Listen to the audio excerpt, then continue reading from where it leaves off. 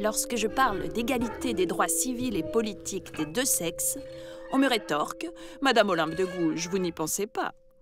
La loi française est ainsi faite. Elle est imparfaite et ne se conjugue que trop rarement au féminin. Elle m'interdit par exemple de publier un ouvrage sans le consentement de mon époux. C'est pour cette raison qu'à la mort de celui-ci en 1766, je décide de ne jamais me remarier pour conserver ma liberté de publication. J'écris, publie et monte en 1784 une pièce de théâtre anti-esclavagiste, Zamor et Mirza ou l'esclavage des Noirs, à une époque où les revenus des denrées coloniales représentent la moitié du commerce extérieur français. Les propriétaires d'esclaves essaient de m'intimider, mais cela ne m'impressionne pas. Il faudra attendre 64 ans après mon texte pour que l'esclavage soit aboli le 27 avril 1848. Si les hommes naissent et demeurent libres et égaux en droit, comme le stipule la Déclaration des droits de l'homme et du citoyen en 1789, je considère que les femmes doivent accéder aux mêmes droits civils et politiques. Je rédige ainsi en réponse en 1791 la Déclaration des droits de la femme et de la citoyenne. Le premier article de ma déclaration donne le ton.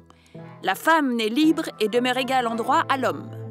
Mais je ne m'arrête pas là et déclare que si la femme a le droit de monter sur l'échafaud, elle doit avoir également le droit de monter à la tribune. Mon indépendance d'esprit dérange. C'est ainsi qu'en 1793, on me défère, m'inculpe devant le tribunal révolutionnaire et me guillotine. On me préfère visiblement plus sur l'échafaud qu'à la tribune. C'est ainsi. Je n'en demeure pas moins l'une des premières féministes de l'histoire de France. Plusieurs pétitions ont été adressées à la présidence de la République demandant ma panthéonisation. Rien que ça. Ah, monsieur Henriot, je viens d'admirer votre caricature où vous essayez de faire entrer ma dépouille au panthéon des grands hommes. Vous vous adressez à chacun des députés de l'Assemblée nationale en ces termes. Monsieur le député, je sollicite votre nom dans la liste du comité que je forme pour élever un buste à la belle Olympe. Vous n'ignorez pas que c'est elle qui traça la Déclaration des droits de la femme et dit cette belle parole « Puisque la femme a le droit de monter à l'échafaud, elle doit avoir celui de monter à la tribune. » Hélas, les représentants du peuple se méfient depuis la regrettable histoire d'Hégésippe-Simon. Je n'ai reçu que 25 réponses négatives. En voici 2. Assez de fumisterie, monsieur. Les meilleures plaisanteries sont les plus courtes. À qui ferez-vous croire qu'Olympe de Gouges ait jamais existé? Signé un sénateur de la Drôme inférieure. J'ai peu d'estime, monsieur, pour les gens qui dépensent toute leur activité intellectuelle à inventer des farces. Signé un autre sénateur.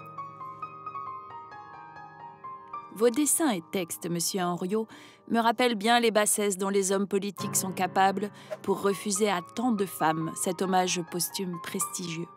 En tout cas, si un jour ma dépouille accède au Panthéon, elle ne se sentira pas à l'étroit dans cette nécropole destinée aux personnalités ayant contribué à la grandeur de la France. Seulement 5 concitoyennes y sont enterrées aujourd'hui, sur 80 personnalités. Cela se passe de commentaires, n'est-ce pas ?